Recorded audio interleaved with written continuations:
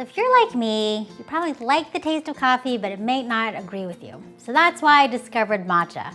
But the whole way of making matcha is a little too complicated for me. So when I discovered that you can make cold brew matcha, which sounds a lot more complicated than it is, I was sold. So basically all you do is you buy some high quality matcha. I like the ceremonial stuff. You can also buy the cold brew reserve. And the way you know that it's really good is when you open it up. If you want it to be bright green, so if it's all muddy and kind of grayish looking, that's not the good stuff. So basically all you do is you grab a mason jar. If you have one of those thermal containers that you take to the gym, you bring your water in. You can also shake it up in one of those, but I like these, pint-sized mason jars because I know that this is a serving size. I always have plenty of these around. All you do is you add a teaspoon of your matcha. There's no whisking, there's no sifting.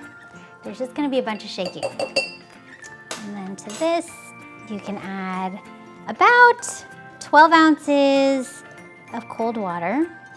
And again, this is 16 ounces, so you don't have to measure anything. You can be like me and kind of eyeball it. And I also, as a change of pace, like if I've gone to the gym, I like to use the coconut water, a little bit more electrolytes and carbs, put in a bunch of ice. But you wanna leave a little bit of space at the top so you can shake things up.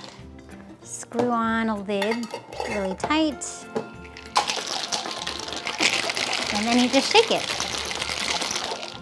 But isn't this super pretty? You won't get this with the cheap matcha. And now that I move things around, I don't even remember which one is water and which one's coconut water. So I guess that means I have to try both.